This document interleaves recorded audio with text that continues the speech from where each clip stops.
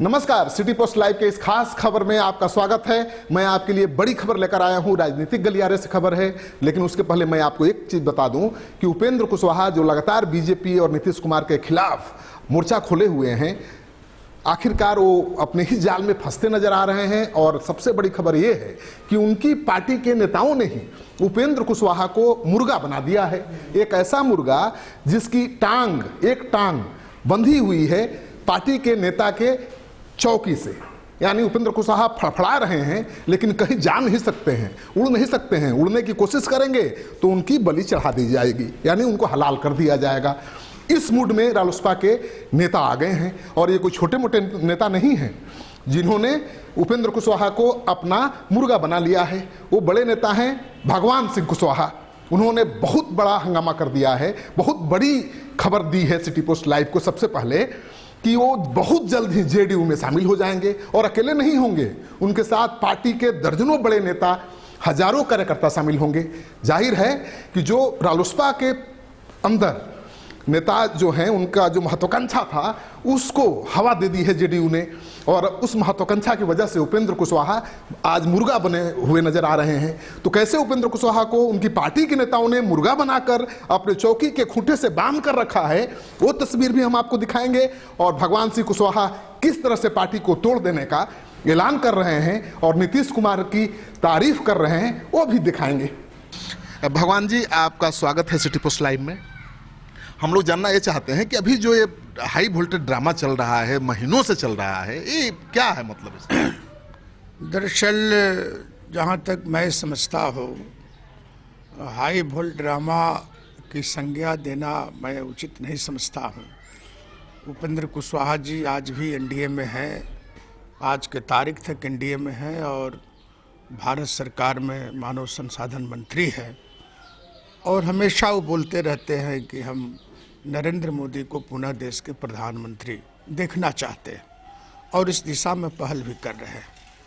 और मेरी आज भी मान्यता और आज भी मैं मान रहा हूँ कि हम जिस समाज से आते हैं, जहाँ से हम लोग आते हैं और जिस धारा की राजनीति करते हैं, वो एनडीए की धारा है। और मैं भारी मन से कहना चाहता हूँ उपेंद्र कुशवाहा जी से कि एनडीए छोड़ने के पहले यदि आप गंभीरता से विचार कीजिएगा बिहार के हित में, देश के हित में, समाज के हित में और अपने पार्टी के कतार के नेताओं के हित में, आप ऐसा कुछ गलत डिसीजन मत लीजिए जिससे समाज की क्षति हो, राज्य की क्षति हो। चूँकि लालू यादव, जिसकी चर्चा और उनके दल के लोग चर्चा करते रहते हैं कि हमारा दरवाज़ा खुला है, हम चाहते हैं कि रालोसपा के लोग महागठबंधन में चले आवे, तो यही लालू यादव है। एक ज़माने में 95 के दशक में, 94 के दशक में जब हम लोग एमएलए थे, तो इन्होंने कहा कि कोयरी कुर्मी के बारे में उन्होंने जो उक्ति किया था, खुलेआम भाषण दिया था कि कोयरी कुर्मी कुकुर है, उस शब्द को आज भी लोग भुलाया नहीं है और उनके शासन को आज भी लोगों ने भुलाया नहीं है। इसलिए हम लोगों जैसा आदमी को लालू यादव के साथ जाना, मैं समझता हूँ आत्मघाती साबित होगा। लेकिन वो बार बार कह रहे हैं कि उनको मान सम्मान नहीं मिल रहा है, उनकी उपेक्षा हो रही है। आपको लगता है कि उनकी उपेक्षा हो रही है? किस बात की मान सम्मान नहीं है? रामविलास पासवान के 6 एमपी हैं, 1 मंत्री बना है। उपेंद्र कुशवाहा का 3 एमपी है, 1 मिनिस्टर बने हैं। और नरेंद्र मोदी अमित शाह के साथ बैठते हैं। नीतीश कुमार के साथ 2 बार मिलने गए थे, तो हम भी उसमें मिलने गए थे। और नीतीश कुमार जी अपने कमरा में मिले, 1 घंटा हम लोग की बातचीत हुई, हम लोगों ने चादर से सम्मानित किया। और जब हम लोग निकलने लगे तो उपेंद्र कुशवाहा को गाड़ी तक छोड़ने के लिए नीतीश कुमार आए। क्या ये सम्मान नहीं है? क्या आपसे पूछ करके कोई बात होती है? सम्मान नहीं है क्या? सम्मान किस रूप में आप देखना चाहते हैं? सामान्य की क्या परिभाषा है? एनडीए को छोड़कर महागठबंधन में जाएंगे तो किस तरह का सम्मान दिख रहा है वहाँ? वही सम्मान होगा। कल जो राजभवन मार्च हो रहा था, तेजस्वी जी आगे आगे चल रहे थे और जीतनराम मांझी उनके पीछे चल रहे थे। लगता है कि इनकी पछुआ खुल गई है। और जब प्रेस को एड्रेस कर रहे थे तेजस्वी यादव, तो उनके पीछे जिस तरह से एक आम वर्कर खड़ा होता था, जीतनराम मांझी जी खड़ा थे। मुझे बहुत तकलीफ हुआ कि वो जीतन मांझी जो सामने की कुर्सी पर नीतीश कुमार के साथ बैठते थे, वो जीतन मांझी जो नरेंद्र मोदी के साथ सामान्य तरह से बैठा करते थे, अमित शाह से घंटों बात करते थे, और वो आदमी आज तेजस्वी के पीछे खड़ा है कि जानकर के देख करके मैं बहुत ही तकलीफ में हूँ, दुखी हूँ कि क्या सम्मान था राजग में और क्या सम्मान है राजद में। तो आपके नेता यही गलती नहीं कर रहे हैं, आपको नहीं लग रहा है?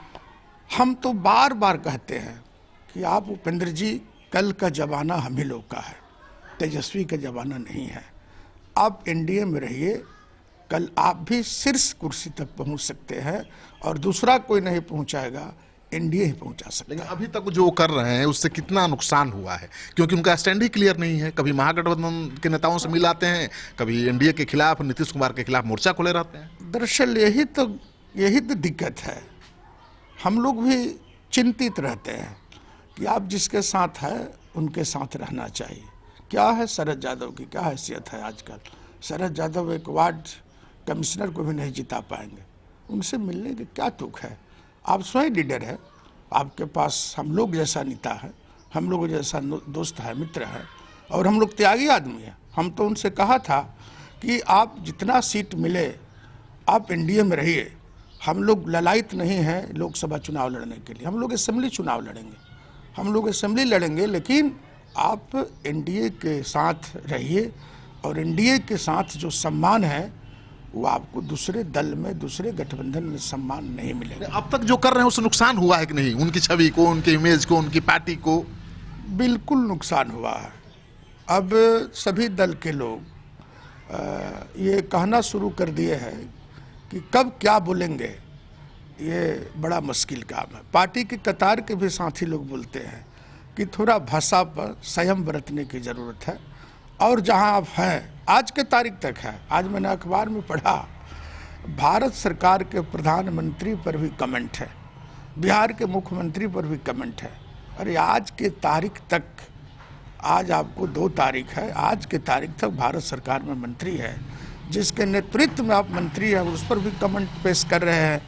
अब आपको हम क्या कह सकते हैं, बड़े भाई हैं, कहना बड़ा मुश्किल। नीतीश कुमार को कैसा सीएम मानते हैं, कितना नंबर देंगे उन्हें? नीतीश कुमार के हुकूमत में 12 बजे रात में भी लोग, चाहे पुरुष हो महिलाएं हों, पटना के सड़कों पर नजर आती है। अपराधी शक्तियों कमजोर आई, अपराध करने वाले ताकत डरा है। विकास के तो रास्ता है, विकास के मामले में तो मैं समझता हूँ बिहार में 46,000 गाँव है, 1,20,000 टोला है, 95% गाँव में इन्होंने सड़क पहुँचाई है। और वैसे घर नहीं है जिसके घर में बिजली नहीं है। आज ग्रामीण क्षेत्रों में 24 घंटा में 22 घंटा बिजली रहता है, शहरी क्षेत्र को तो मत कहिए। अब तो लोग ढिबरी कहाँ भुला गई, ढिबरी कहाँ रखा है, लंटेन कहाँ रखा है। भाई इसमें तो मैं नीतीश कुमार जी को धन्यवाद देना चाहता हूँ। और नीतीश कुमार में एक खूबी है कि विकास के अलावा दूसरा कोई बात नहीं सुनता, और भ्रष्टाचार से, कम्युनल से और अन्य चीज़ों से आदमी क्रिमिनल माइंड से समझौता नहीं। लेकिन उपेंद्र कुशवाहा की नज़र तो उन्हीं की कुर्सी पर है, वो ठेल करके हटा देना चाहते हैं, उनको बैठ जाना चाहते हैं। हम आपको बता दें, वो कुर्सी आसान थी।